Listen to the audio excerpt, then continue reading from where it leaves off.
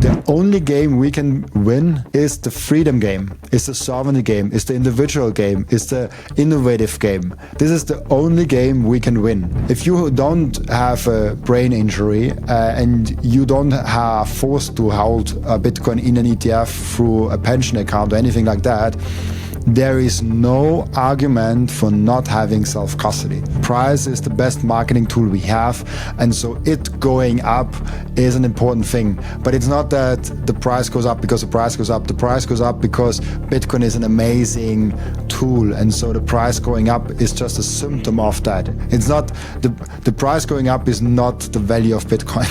The price goes up because of the value of Bitcoin. That's a huge difference.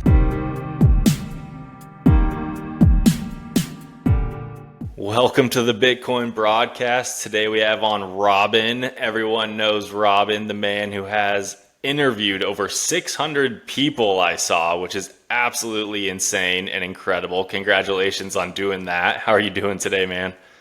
I'm doing really good. Thank you so much for having me on. Yeah, 600 people is crazy when you think about that. It's not even been 2 years, but I learned a lot from those almost 600 guests, like something like 600 guests, and really, really cool. Thank you so much for having me on. Absolutely. Dan, you started your podcast not even 2 years ago, or interviewing people? Yes, I started 2023, 28th of November, 2023. And so in about a month, not even a month, then it's 2 years. And in the beginning, I only did like once a week and then twice a week. And so really doing it daily, not even a year and maybe like 10 months or maybe 9 months, something like that. Wow, that's absolutely insane. Congratulations on doing that. I'm sure you've reached plenty of people, orange-pilled some people, and helped people along their journey. The Bitcoin community thanks you for that. But do you just want to give a little background history for people? I'm sure everyone listening to this already knows who you are, but in case someone does, do you mind just giving a little background history of yourself? Absolutely. I think the most interesting thing always to know, for me, it's like, what is an interesting part of the history that kind of shaped my view of Bitcoin? And for me, I come from IT security, I come from software development. And so IT was always in me. I was always like a software geek kind of a thing. And so if you're already in the software and you already know what's kind of going on, it's easier for you to get into the idea of digital money, because a lot of people are going away and saying like, oh, I don't trust anything digital because someone else controls it.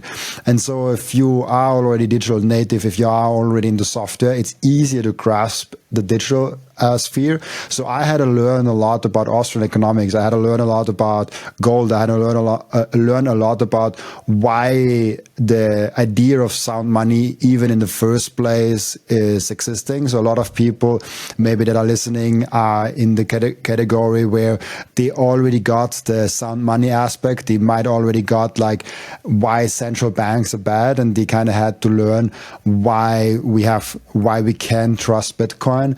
And so for me, it was the other way around. I trusted something digital and I looked at it and like, oh, that's super solid. And I kind of had to learn the Austrian economics. I had to learn why it's a good thing. And so that's kind of a small background story to me. I'm doing now since almost 2 years, as we discussed the podcast.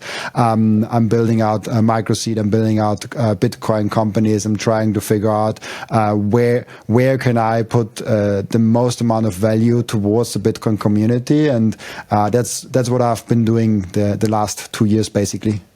That's awesome, man. I definitely want to talk about Microseed later because I'm interested in it, and I think what you're doing is pretty cool. But you mentioned Austrian economics a few times there. How would you describe Austrian economics versus like Keynesian? Because I think it's very important for people to distinguish the difference. Most people don't even know that there's something else besides Keynesian economics. Most people just go to college, they go to high school, and they're taught the same thing. And most people don't even know what Austrian economics are. I think most people even don't know like there is something like Keynesian economics. They just think the economics they learn and they got taught in mainstream media and they get taught in school and university. That's just economics. And so if someone knows Keynesian economics, the word Keynesian economics, at least they're already way further ahead than most people. If someone already knows that term.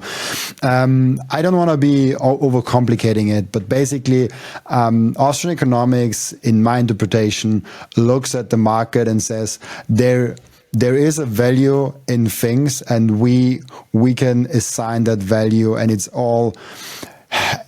I don't want to piss off now as Austrian economics experts and say like, oh, like how do you define it? But I always try to like make it as easy as possible and as simple as possible. For me, Austrian economics looks at things how they really are and tries to observe of what they really are. And if you look at Keynesian economics, they make a lot of assumptions in there. And so one of the main things is, for example, that when people say to you, oh, like we need inflation to power up the economy. At surface level, you could say, yeah, that makes sense. We have more money in the system, and then like more people will buy more things, and we will kind of stimulate their economy. But what ends up what ends up actually working in the favor of that is only short term, and so long term we actually are not benefiting from that, because long term we only have the currency that we have is devaluing, and we don't really have any benefits beyond that. And so when you look at something like that, like inflation is good for our economy, it's only good short term. It's kind of a short-term fix to a long-term problem. If the economy is not doing good, we shouldn't put more money in that economy. The economy has to figure out itself how to fix itself. And so people, and this is what I'm so super surprised how people don't get that. For example, right now we have an extreme crisis in mainstream media because they no longer get viewership. They no longer get people to actually read the articles because they are mostly BS and they really don't work that good. And so people are going to YouTube now. They're going to podcasting now. They are searching their own journalists online, and they're going where it's more convenient and where there's more truth and there's more transparency. And so when you have that, now the governments, for example, in Europe, but I guess the same thing is happening in America, they're trying to subsidize mainstream media to kind of save individual journalism, to save democracy, which is completely BS, because this is an institution. This is something where the free market clearly says people do no longer want it, and they kind of try to save it with pumping money in. And so this is Keynesian economics at its best. Free market, Austrian economics would just let it die because there's something else that people value now. And so this is maybe something where people get the difference a little bit better. I'd try to make it with real examples and not with just like weird definitions, because people fight over those definitions and what they actually mean. And so for me, Bitcoin actually makes a lot of sense because it's a free market. That's the free market money. That's the money that we really want. And so over the past years in Bitcoin, I learned that actually I want the free market to decide what's the best money. And we can now go ahead and say, oh, we should ban all the crypto and altcoin stuff. We should ban this and that. I actually don't want that. I actually want the free market that says, there's Bitcoin, there's altcoins, there are normal currencies, there's gold, there's other metals, and they all should compete. And in those free markets, I think Bitcoin will come on top, and there's nothing else. Like Bitcoin will win out as the only money. And this money market, just so people have an idea, has a $400 to $500 trillion total addressable market. So if you think about as an investment standpoint, you always want to try to figure out what is the total addressable market of my investment. Now, Bitcoin is not an investment, but to that maybe later. And we want to figure out, okay, what is the opportunity that lies within Bitcoin? Where can it grow? And the minimum, at least thing for me is addressing the money market, which is about 400 to 500 trillion US dollars to the current extent, which would be about 50% of all assets in the world. And then you come here and say like, oh, but maybe there's also a space for putting bananas or other things on the supermarket on a blockchain. I'm like, yeah, maybe. I don't know. I don't care, because that's not a $500 trillion market opportunity. That might be at the best a $500 million market opportunity. Probably not even 5 million. But this opportunity isn't as good, and that's why I don't want to even focus on it. And that's basically the principles of free market. I want to focus on the players that will win out in the free market, no matter what governments are doing. The same way as Uber won out over normal taxis is why Bitcoin will win out over the incumbent monetary system. And so this is, for me, Austrian economics versus Keynesian economics. Keynesian economics is always forced from the governments, and Austrian economics is the one where the free market actually decides on what's going on. And I hope Austrian economics experts are not mad at me now. No, you're fine. No, that was great. I agree with you. And you mentioned the media there, and I am 100% convinced that the mainstream media, if you still want to call it that, would collapse 100% if it wasn't for pharmaceutical companies being able to advertise in the United States. I'm pretty sure that they would collapse if it wasn't for that, but that's another topic. But you did mention something there, and I kind of want to piggyback off of it, because we're heading into basically uncharted territory, you could say, in the United States at least. I don't follow European markets that closely, but the United States just crossed into $38 trillion of debt.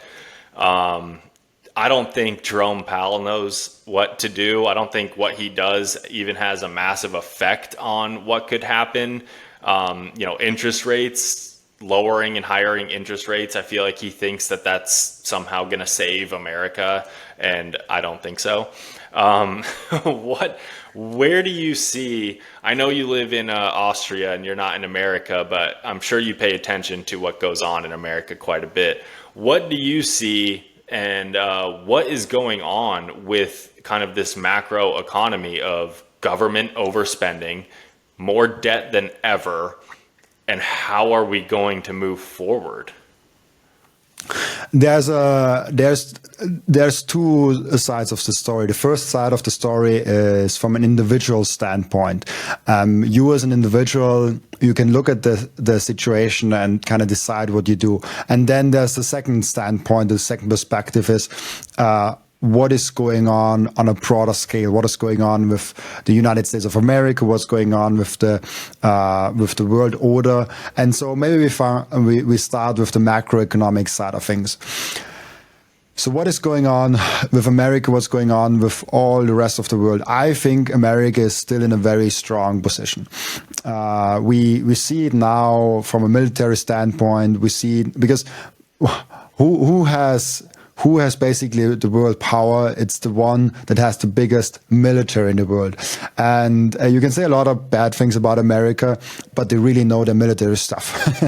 they do have a great military complex. Then there's like China, there might be Russia, but you already see now that Russia isn't as strong as some might have thought it is. And so this is the major thing where they are founding this great military thing, and now we have huge debts, and those debts are basically devaluing the currency. And the devaluing of the currency doesn't only devalue the currency of the people that hold the currency, but it also devalues the power that the currency has, because now we have an exit valve. And so I explain it almost like if there's like a pool that has boiling hot water, and the boiling hot water is the one that is basically Fiat, because we put in so much more Fiat water, and it gets heated up, and all the frogs that are in there in the boiling water want to jump out. And so Bitcoin is not the frog in there, is anything in there. The Bitcoin just puts an exit valve. It's just like the one small hole in the whole pool where people can actually go out and say like, hey, I'm out of this pool, like the water is too hot, I don't want to be in there anymore. And so in a system where there is an exit valve, a global exit valve that is there for everyone, in that system, it actually is not good to print more currency, because all of a sudden the currency can go somewhere. If we print more money, if the government comes here and gives me helicopter money, I'll just put it in Bitcoin directly. And many of you would also. And even if they don't put it in Bitcoin directly, they put it in real estate, they put it in gold, they put it in other things. And so now we have a lot of alternatives to the monetary system where people can spend money, where people can receive money, where people build everything that is in the traditional sense in the fiat currency there is also in the Bitcoin sphere there. So this is the major thing that's going on a macroeconomics sense, where we have exits for those huge liquidities that come in the market. And as Lynn Allen says, nothing stops this train, and we don't really know where the train is going. Will the train just keep running and keep growing, and the 38 trillion gets to 40 trillion, to 50 trillion, to 100 trillion, to 1,000 trillion? It could be, but at some point, the train actually doesn't stop. The train just goes off rails. And so this is the point of every fiat currency. At some point, they no longer live. They just die out. That's what always happens with fiat currencies. And the US dollar, the euro, the yen are no exception to that rule. And so this is the major thing that's going on from the currency standpoint, and we have this exit valve. But then is also the interesting question, what happens with governments? There is a real possibility that they are going ahead and just making a new currency, and people will get fooled again and say like, oh, let's save in that new currency.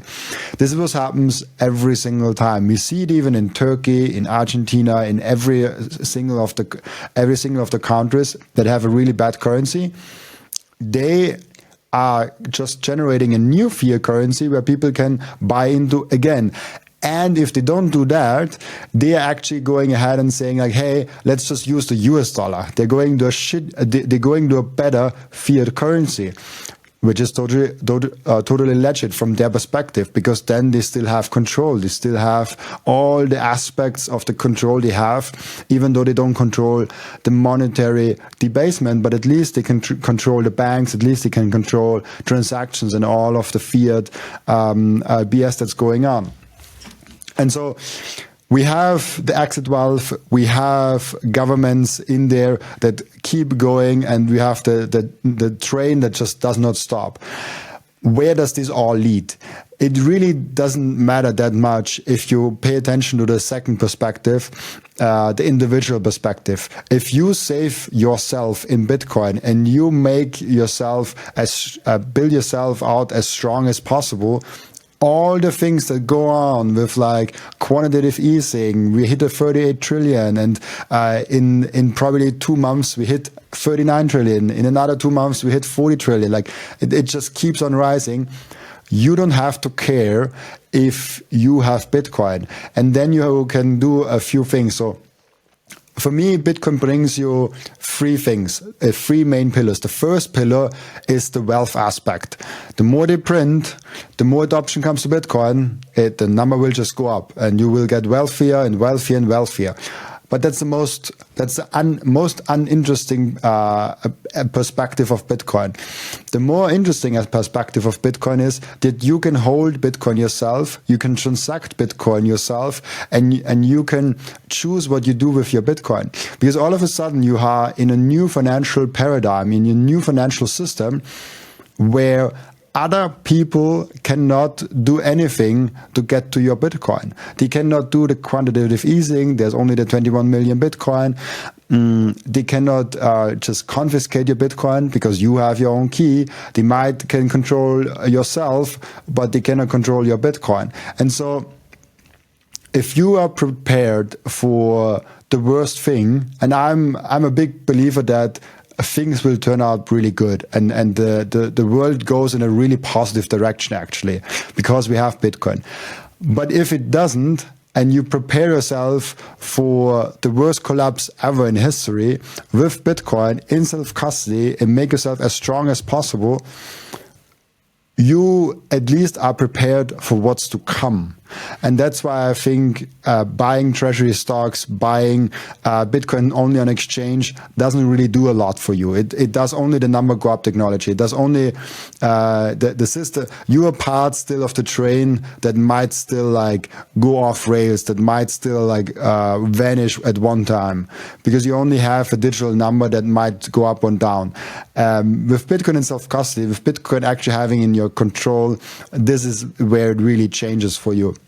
And so if you're prepared to do Bitcoin in self-custody, to have Bitcoin in your control, I still encourage you to pay attention what's going on with local politics.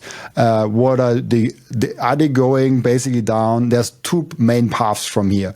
The first path is the socialist CBDC route, where people are making bigger governments, and the solution to the problem is making governments bigger and bigger, spending even more money, and we having a CBDC in that sense.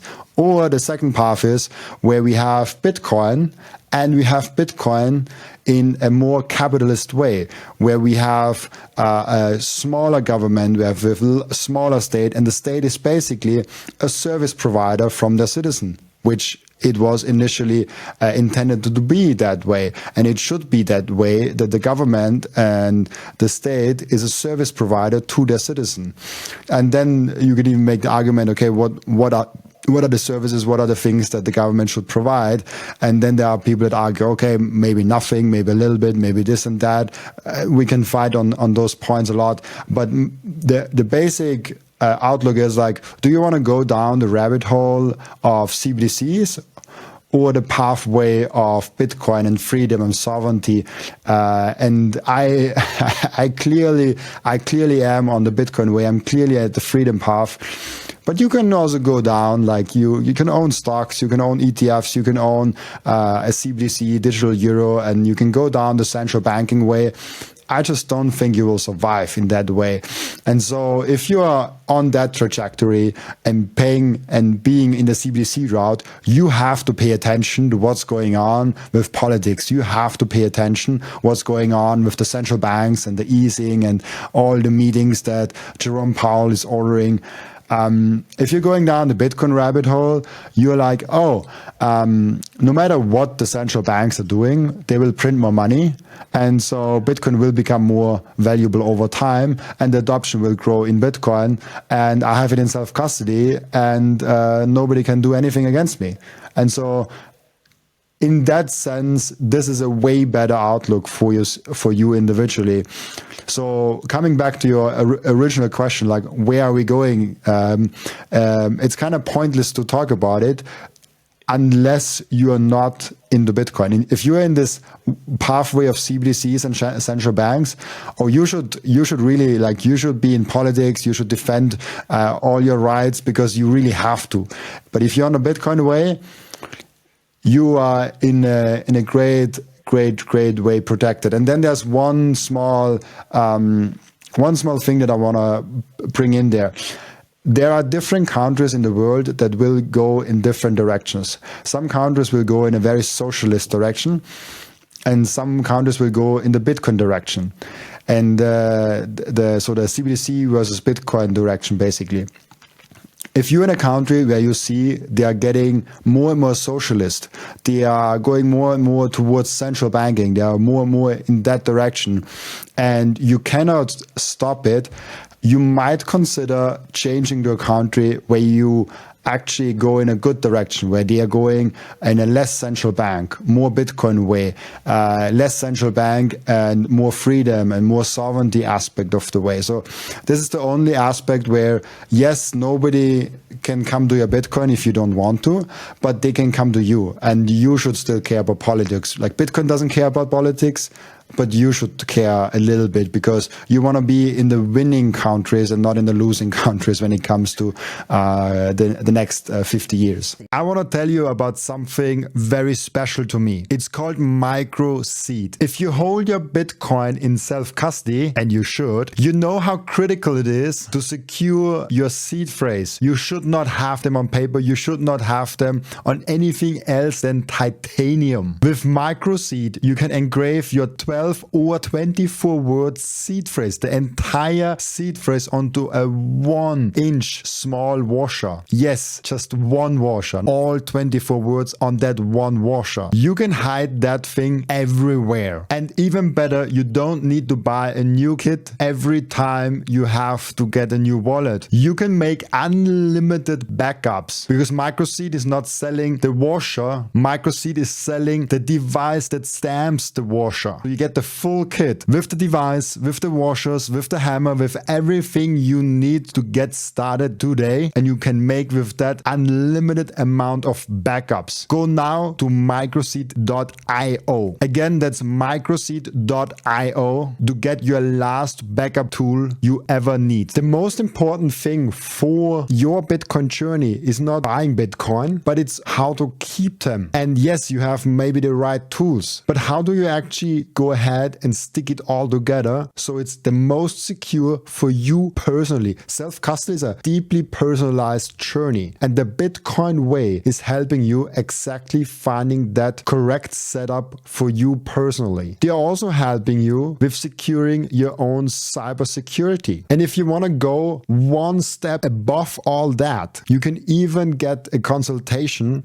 for a Plan B residency. Go to thebitcoinway.com/Robin and you will get a 30-minute free consultation. I finally and officially mine Bitcoin. This is not just something to stack more Satoshis, but it's most importantly also to support the network. Individual miners are the ones that keep the Bitcoin network decentralized. And by the way, you get KYC-free Bitcoin. That's why I use simplemining. I get an actual proper Bitcoin miner. They set it up for me. They repair it if it breaks down. And most importantly, they let me choose the pool and even connect my own full node. I'm completely sovereign and I'm completely in control, and I can sign up with Ocean, no account needed. I just give them a Bitcoin address and then there's mining going on. No KYC, nothing. So if you're ready to mine Bitcoin, go to simplemining.io, tell them you come from Robin, and let's mine Bitcoin together. Yeah, no, absolutely. I think it's important to pay attention to politics to a certain extent. It's important to know what's going on.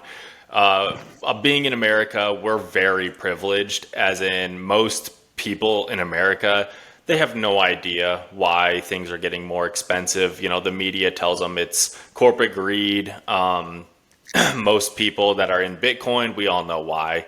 But, you know, so they don't see the problem. They don't see the solution either. So they listen to Jerome Powell. They listen to the news. And so that's all they get. That's all the information they get.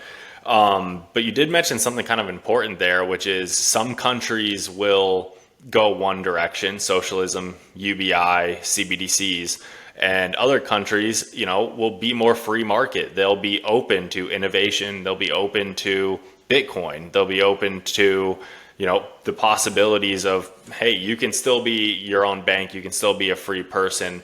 And I think that's important for people to understand, because with Bitcoin, you can vote with your feet and you can still vote with your money, because you don't have to bring your gold bars. You don't have to bring your wads of cash and, you know, pay your exit tax and all that. You can literally just store it in Bitcoin, and there's kind of nothing they can do about it as long as you keep it in self-custody. But you did mention something there too. And it's kind of pertains to the UK a little bit, because the UK recently has been kind of actually promoting and saying that they support what China's been doing with their CBDCs and their surveillance and their digital IDs. I know, because I'm on X and I pay attention to what's on X, people kind of blow it out of proportion. But how is it for you living over there? Do you see that happening? Do you see it coming into your real life, or is that more of like a people are blowing it out of proportion on X type thing in Europe? It is. So just like most people probably get that anyways, but like just for the few people that might not aren't aware of how Europe is structured, Europe, even though we hear a lot about the EU and how overboard they are in regulations, Europe really has 27 individual countries, and it's like not the same in every country. So there are countries where there is Bitcoin completely tax-free. There's countries where Bitcoin is taxed with like 30%. There's countries where like the rules are really loose. Even if the EU comes down with heavy rules, the country can like loosen them up and like not implement them. And also, if they don't police it, then it's also a different reality. And also the UK, as we famously know, they are no longer in the EU, so they have their own thing. And I had hope that maybe they're going in the right direction, but they apparently are even more going towards China without the EU, which is kind of fascinating that they are saying like we're outside of the EU now and we're going even more and faster towards China than the EU is going towards China. So this is just like some interesting points to mention before that. When it comes directly to the EU, directly to the UK, they have been doing those like putting people in jail because of tweets. There have been last year 12,800 of those cases. So there are definitely cases in there where maybe it's legit, and there might be saying like, okay, there's some edge cases and they like harassed someone or like whatever like that. Like I don't want to dismiss like 12,800 cases as like they're just doing out of political out of political intentions, but I'm of the strong belief if you have something to say, you should say it, even though it might be crazy, even though it might be wrong, even though it might be really bad to say those things. But in the internet, I think you should be as allowed to say everything out loud as you are also on the street, as you're also saying in your own home. We should not cross the line where we have laws and regulations in place that say, this is what you can say and this is what you cannot say. This is the starting point of a dictatorship, like every single time. If you look there, there's like in history, if you study history, there are some certain criterias or triggering points or like small metrics that you can observe once you get started with a dictatorship. Like gun ownership and all of that. Like there's like a few of those things where you're like, okay, if this does decrease, and if the freedom of speech decreases, we're coming in that situation. Like the UK is definitely no dictatorship at that point. Like we are far away from that. But with the digital idea, with the direction they're going, if we bring it back to like first principles, what we just said before, are they going towards more socialist and CBDC era, or are they going more towards Bitcoin free market era? And for me, it's very clear to see that they're going the CBDC route, they're going the socialist route, they're going the China route. And this is, and I've heard that,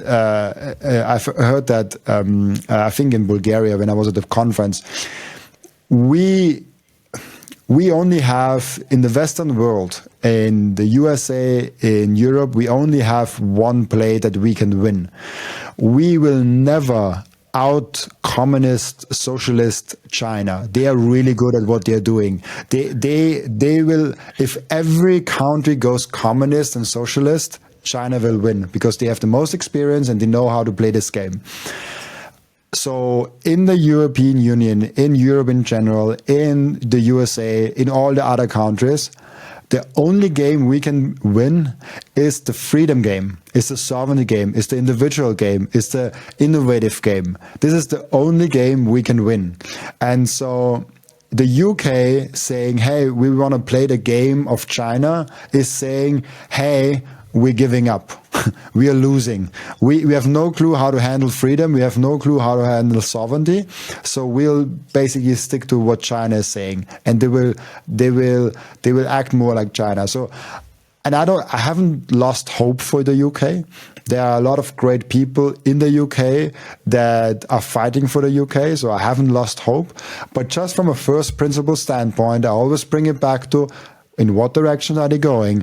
And for example, to bring up a positive example, the Argentina, I think, are currently going towards the Bitcoin, going the Bitcoin way. They're not doing like Bitcoin reserves or anything like that, but they are saving a lot. They are bringing the quote, how much is in the state and how much is in the government down. They're trying to cut costs of the government. They're trying to make a smaller government. They brought inflation from like 200 to 30% down, which is drastically really, really good over the last 2 years. And it's so funny because I listened to those stories in the Austrian mainstream media, and they all portrayed those things as bad things. They're like, oh yeah, they're cutting costs at the socialist thing and they're cutting this cost. And I'm like, yes, that's good. You're making advertisement for Argentina right now. That's what you have to do in a free country. You should have the smallest possible government ever to make all the government, all the jobs, all the things that you want to have in the free market. Like it's so funny because we think, oh yeah, like governments are better in like healthcare. Governments are better in like taking care of our streets. I don't think so. If you think about how would a smartphone look like if a government would produce it, it's ridiculous to talk about it because they wouldn't even get to the point to innovate so much that they would even get to have a smartphone. That's why we have Apple doing it. That's why we have Samsung doing it. That's why we have private companies doing it. And then it's like, okay, you don't trust the governments with making a smartphone. Why do you trust them with healthcare? Don't you think that if healthcare would be private and would be in a free market, that it would be 1,000 times better? The same way as communication is 1,000 times better now with the phone and with the smartphone, and so it's just ridiculous to me that we think there are. Clearly everyone agrees governments are really bad with IT. Governments are really bad in like that's basically why I have a lot of hope for the CBDC area, because I just don't think they will have a great solution. They have like their solution will suck so much that people will be like, oh, I just use Bitcoin. That's why I think we have to heavily invest in like the Bitcoin ecosystem, in Fediments, in like all the Lightning solutions and all the layer 2s, because this is where we win. We win the free market game and not the socialist communist game. Bitcoin will not win because some politicians say so. Bitcoin will win because it's the best free market solution out there. Yeah, and with that, I think I can end my rant. But maybe one more thing. I have a lot of hope for Europe still. Europe is an amazing place to live. Like the food is awesome here.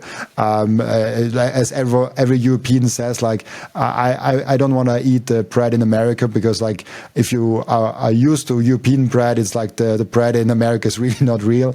And then there's like a lot of like those comparisons. And I like the small cities. I like that I can go everywhere. I don't need the car. So like, I like the European lifestyle a lot. And I think it's a very healthy lifestyle. And I increasingly have more and more hope for the political level, because I see that those political players that are very critical against the EU and very critical against all the mass surveillance are actually getting stronger. And maybe I'm biased because the biggest party in Austria is very critical about the EU, is very critical about mass surveillance. They are unfortunately not in the government, which is a weird thing. They're the biggest political party in Austria, but they're not in the government because the other parties kind of colluded together against them.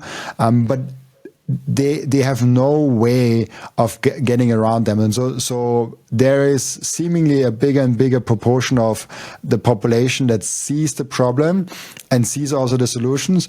And so I'm very hopeful when it comes to also Europe. But right now, just doesn't look that good. And if there's a point where it looks even worse, I might also have to move. I really just don't want to move. Yeah.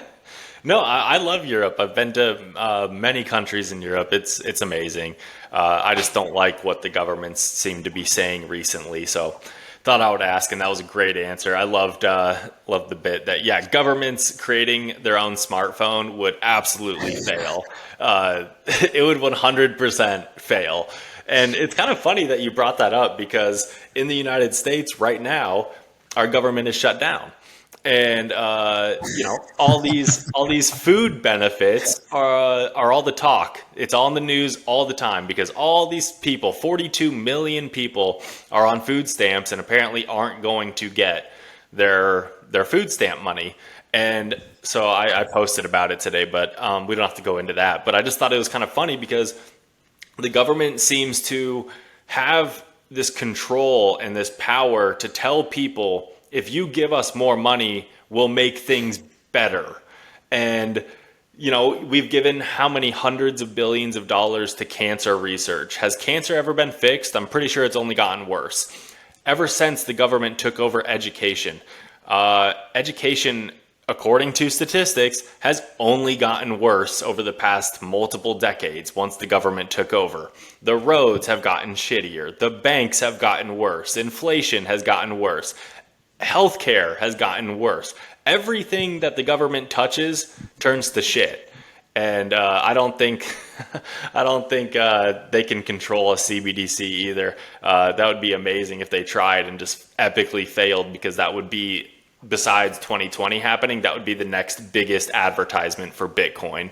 But going into governments, or let's say even corporations, because BlackRock is essentially, they run everything. They own everything. It's insane.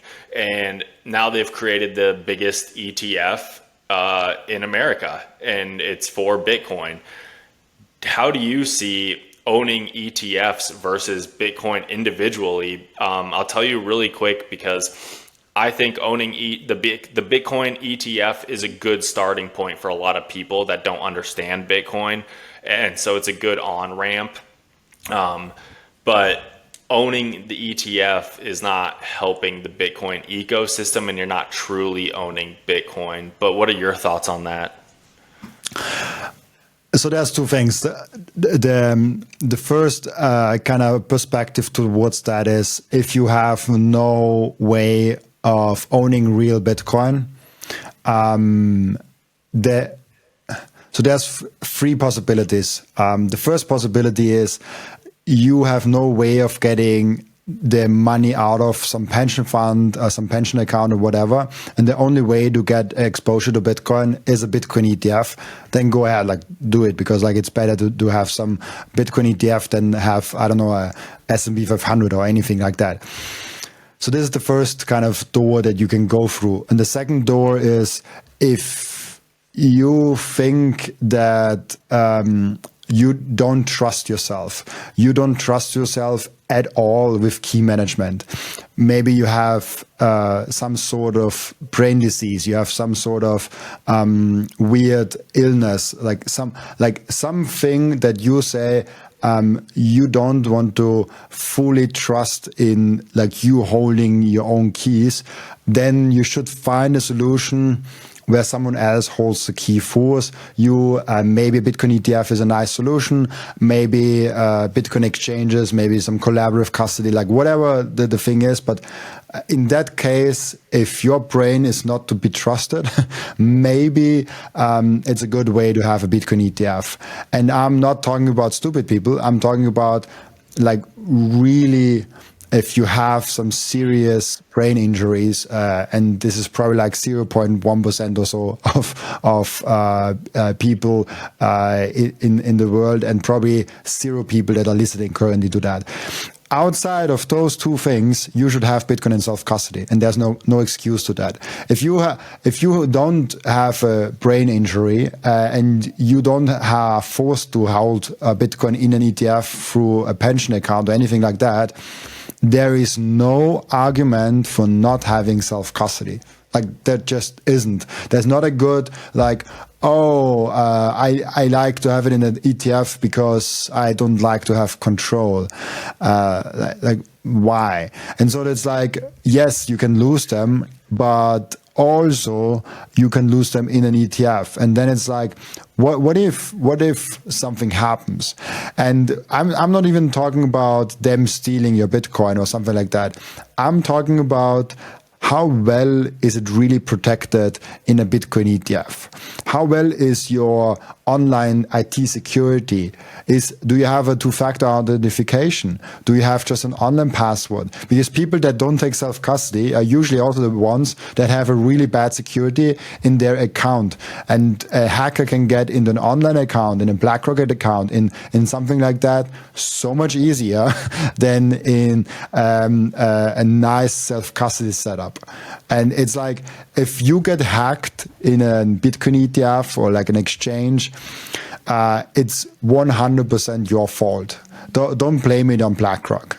If your brokerage account gets hacked, don't blame it on a broker, blame it on you, because you could have put it in self-custody and put it in a way where it's almost impossible for anyone to hack you. And so I always say that, because people say like, oh, but you could lose it and all of that. And I'm like, yeah, with great power comes great responsibility. And if you get Bitcoin, you get why this should be the way. You get why you should have the responsibility and the power. Because if you don't get that, you haven't understood Bitcoin yet. Because you still want to give big institutions your money. You still want to give institutions all of your business. And then there's another aspect towards that. If you really care about Bitcoin, you want to do everything in your power to avoid Bitcoin being Bankcoin. What do I mean by that? If Bitcoin is only held by centralized institutions and nobody runs a node, nobody holds their own keys, we are running into the risk of the thing that happened with gold is happening to Bitcoin too, where nobody controls the network, nobody does the verification with their own full node, nobody does anything of that. And so Bitcoin at that point is just a bank coin, an investment. It's like Nvidia, or it's just like an asset. And I think in that world, Bitcoin goes to zero. If Bitcoin is not decentralized and secure, Bitcoin will go to zero. And so I always come to that conclusion of like, if you don't have a big brain issue, and it sounds funny, but like I 100% there are people like that, then you probably shouldn't hold your own keys. And if you cannot get the money out of your pension account, then yeah, you also don't have a choice. Outside of that, like, hold your own keys. Don't be lazy. you are being lazy. I just had Rick on my podcast, and I had him as one of my first guests. He was my 18th episode, and he lost 25 Bitcoin. I heard that.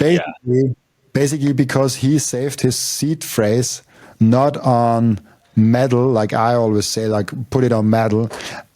He saved it online, and so.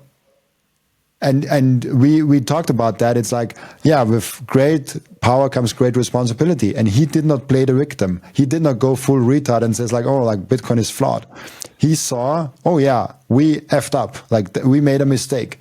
And so what do we do from that? We have to rebuild. We have to think about self-custody solution. And so with the great power comes great responsibility. And if you lose your Bitcoin, no matter in self-custody or on exchange or anything like that, it's your fault. And you have to realize that. That's the world we're going into, where the individual gets more freedom, but the individual also gets more responsibilities. And then with that, the individual has more opportunities to F up. And that's a good thing.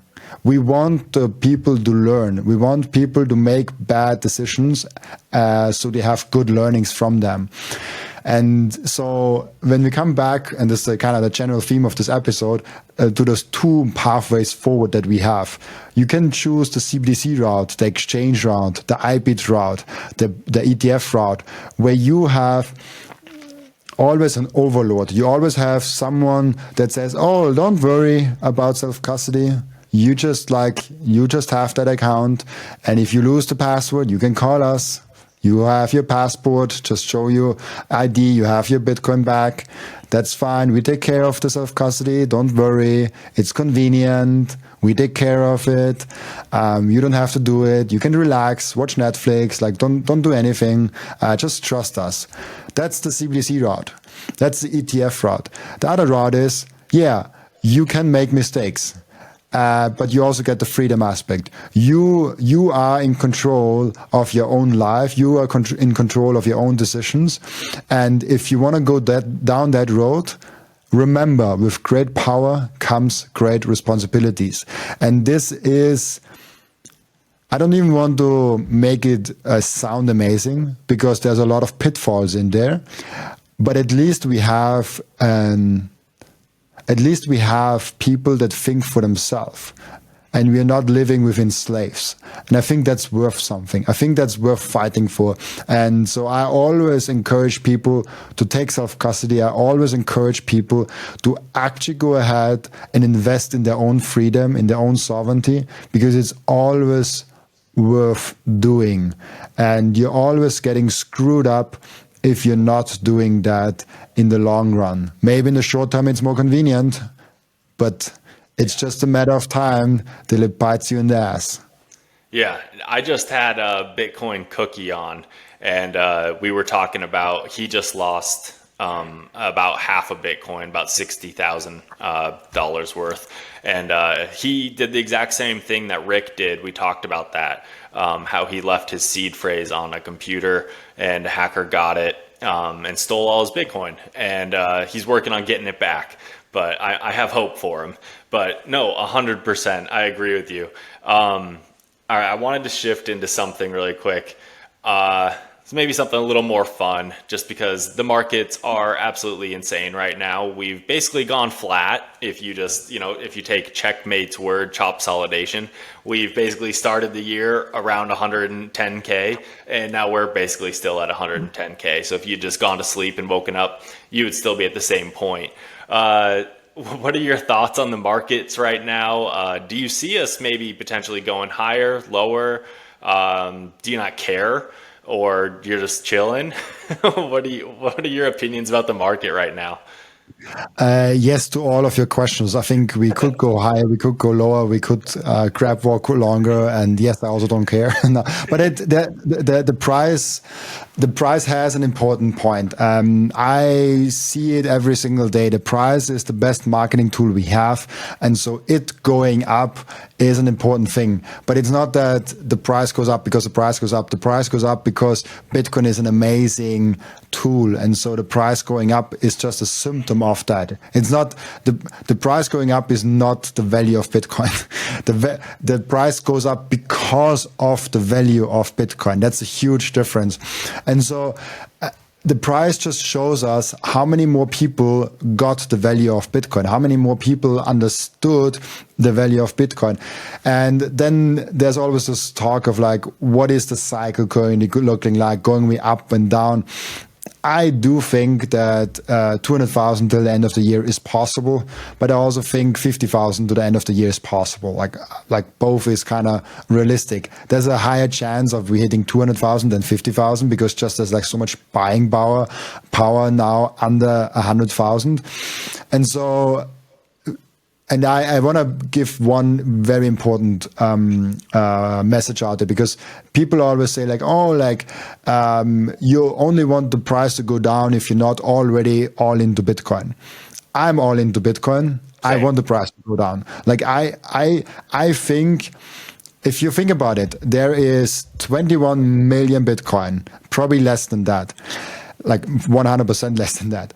And so, but if we stick with 21 million, this is, and if you believe Bitcoin is the future money, if you believe that the fork in the road, the foundational invention that Bitcoin really is what we think it is, if those assumptions are true, and Bitcoin is freedom in that way, you want to get as much of a share of that Bitcoin as possible. And so every price tip gives you the opportunity to earn more money in Bitcoin.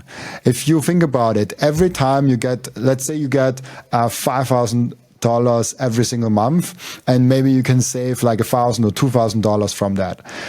Let's say you get every single month $1,000 that you can put into Bitcoin. If you get $1,000 into Bitcoin, and Bitcoin is at $100,000, you get a little bit. It's X amount, whatever the amount is. It's then like 0.01 Bitcoin, if I'm not mistaken. Maybe I add one more zero. But then, what if Bitcoin goes up by to 150,000, and you still have the same $1,000 every month because you don't magically get a 50% increase? You still get $1,000 into Bitcoin, so you get less of Bitcoin now. That freaking sucks. And so you get less Bitcoin, and so you get less of the freedom share. On the other side, if Bitcoin goes down to 50,000, all of a sudden you get twice as many Bitcoin as before. Like, that's freaking great. And so if you're not 85 years old, you probably want Bitcoin to go up. And there, it's always interesting for me when I see young people, I say like under 40 years old. If I see like young people under 40 years old that say, "Oh, I wish Bitcoin could go higher," like, why? What do you want? Like, you get Bitcoin and you understand what Bitcoin is. The best thing that can happen to you is a long-winded bear market where you can hustle in the fiat world and get as many Bitcoin as possible. You always hear people say two things. They want to go back down to like earlier times and say like, "Oh, I wish I could have bought at $100. Guess what? You haven't. And then they also want higher prices. So they're just being greedy. They're just being greedy. And so, but if you're actually greedy, if you actually want the best for yourself, you want Bitcoin to go down.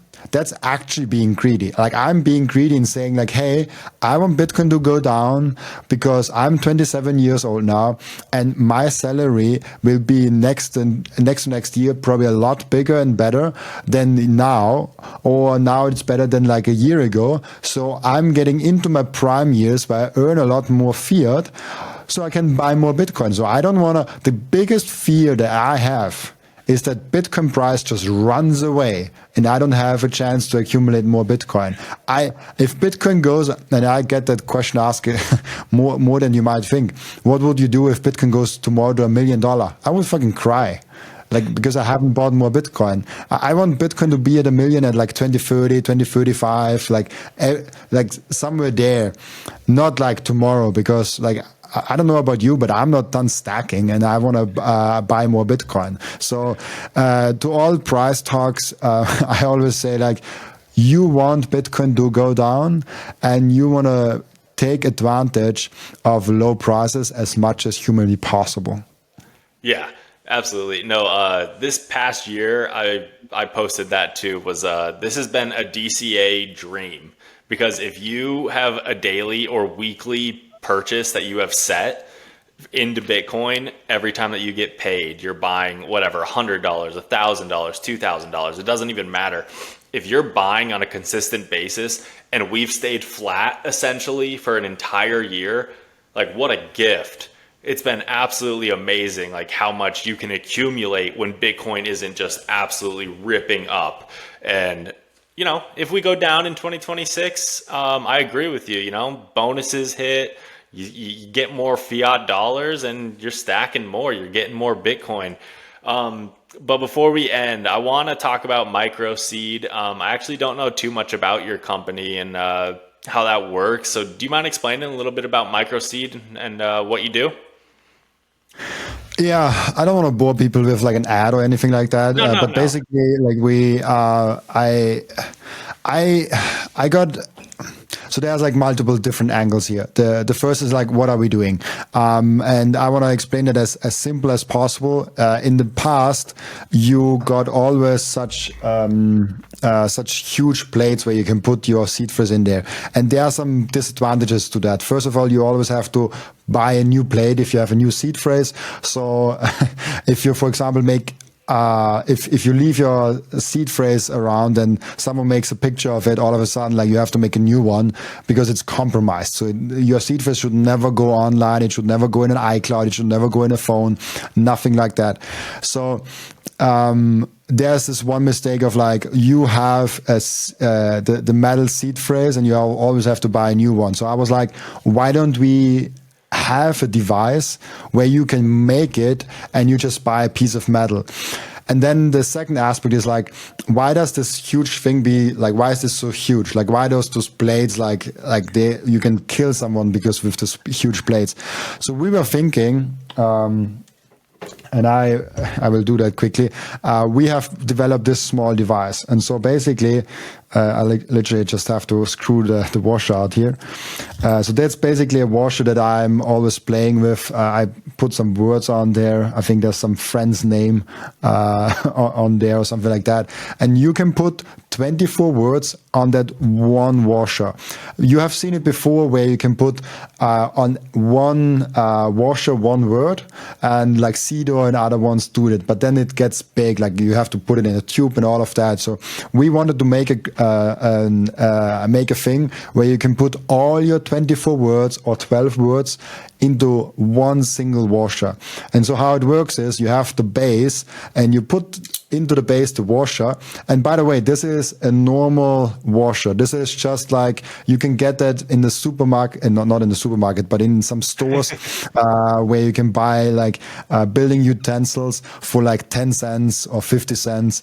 You can even buy it from Amazon in like packages. You can buy them for stainless steel, titanium, anything like that.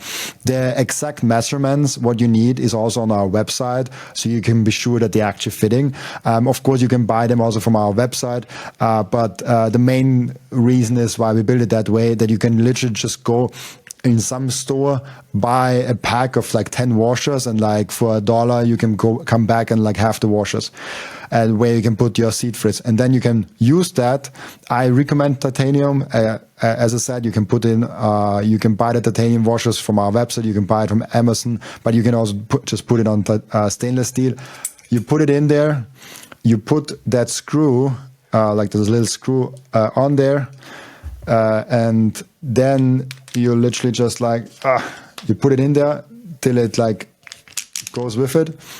And then the nice thing, as you see here, there's like 60 of those settings there. And so what you can do is you can stamp one word onto the washer for every setting. And so you have 60 settings, and you have here a table. That table goes on there, and you have two lines. So you have the inner line and the outer line of the washer. So you can put on one side 60 characters in one ring, and then 60 characters in another ring. So in total you have 240 characters onto one single washer. And how it works is basically you put the washer on there, you put the table on there, you put the punch. So there are like different punches. This punch, for example, is a W, but like you get the punch for like everything, also for numbers and everything. You just put them in there, and you punch it on there. Like you should hold it nicely, not like with that, like hold it nicely and put it on there. Do it in the table and not in the air. And then you see, I don't know if the camera can see that, but there's now a W on there. The camera probably didn't pick that up. But that's it. That's the whole product and what we did. And the reason why we did it.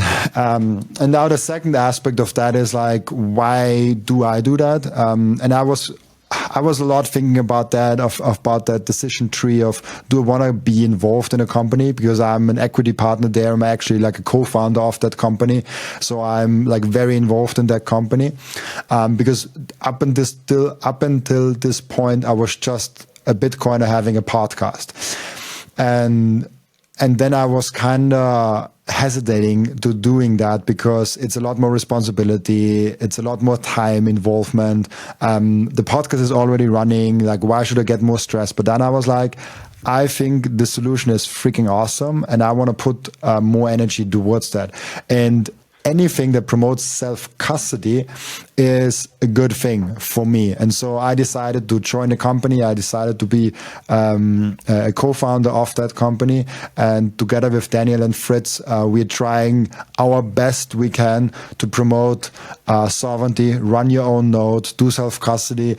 And this is basically what I've done. And I probably do like a full video once on that story of like how I joined Microseed and like why I joined it. Also from a strategic perspective, because I'm trying to be as transparent as possible with my decisions on like, why do I do a podcast for personal branding? Why do I join a company for the strategic outlook of having equity and all of that? Might be an interesting episode that I might do one day, but I want to be further into the story when I share that.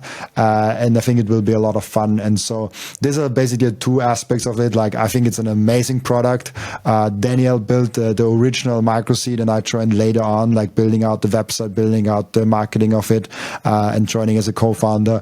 And then the second aspect of like the why do I do that from a strategic point of view, I just think it's very, very important to actually build something and not just be a commentator. So I basically was switching from being just someone that speaks about Bitcoin to also someone that speaks about Bitcoin and builds in Bitcoin. And this is my first project. And I can already tell you guys, there's a lot more coming. I'm planning more companies. I'm planning more interesting project in the space.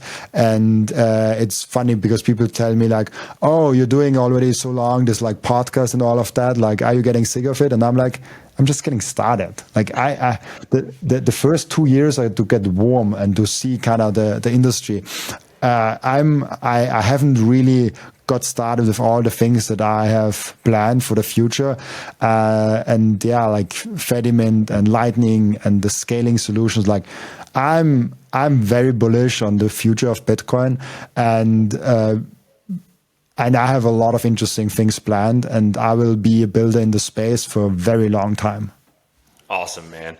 Well, I appreciate you doing this. What a way to end it, right? You know, you're showing it's proof of work right there. That's what Bitcoiners do. Go out.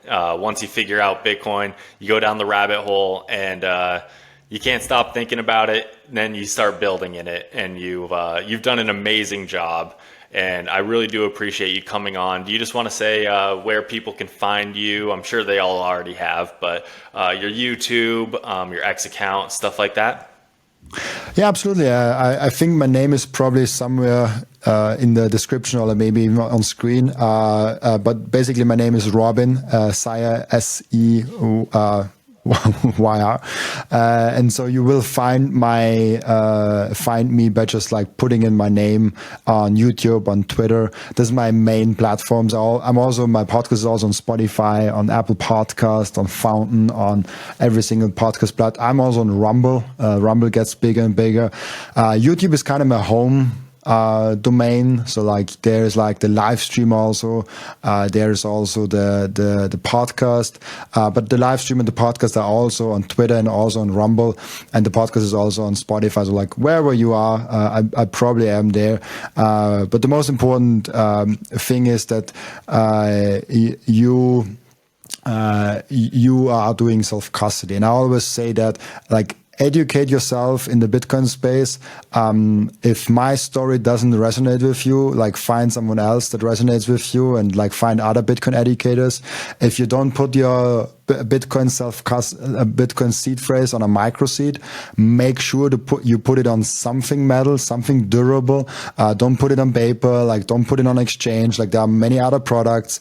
I'd rather have you using some other thing. I mean, literally, this is for people that want to have a microseed but don't want to spend the money a microseed. Go ahead and buy those punches you find on Amazon and buy a metal plate on Amazon. It costs you probably like, I don't know, $10 or whatever, or $15. And you can make with a hammer on a metal thing your own seed phrase. You don't have to buy. Those products are here to make your life easier and to make it faster and like a little bit nice and all of that. But you can literally just go on Amazon or maybe even like in your local store and just buy the necessary things to do that. And you're like way cheaper, but you also have to spend a lot more time to like actually do it in the nice way and all of that. So for people that say like, oh, like the Microseed costs like $249. I think $249 is the current price in the US. And $299, I think, is in international, depending on where you are. It's a whole nother rabbit hole that I've gone through, like figuring out international pricing, because with like taxes and all of that, it's not even that easy. So I'm sorry if it's sometimes confusing on the website. But if you don't want to spend the $249 US dollar for Microseed, you can probably get all the things you need for like, I don't know, $20, $30, maybe $50, depending on what you already have at home, and build your own metal storage. And that's, I think, the most important thing. Like, I don't want to promote Microseed. I want to promote self-custody and you putting your seed phrase on something durable. I want you to run a node. I want you to be educated in the space, and you can do this entirely without me and Microseed.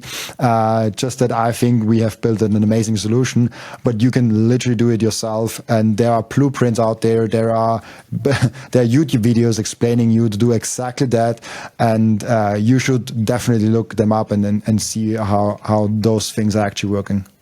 Awesome, Robin. Well, I do appreciate you coming on. Thank you so much for giving me your time. I hope you guys enjoyed this episode. Thank you for tuning in to the Bitcoin broadcast. We will put all the links to Robin and Microseed below in the description. And please follow along, subscribe, and we will catch you next time. Peace. Awesome. Thank you so much.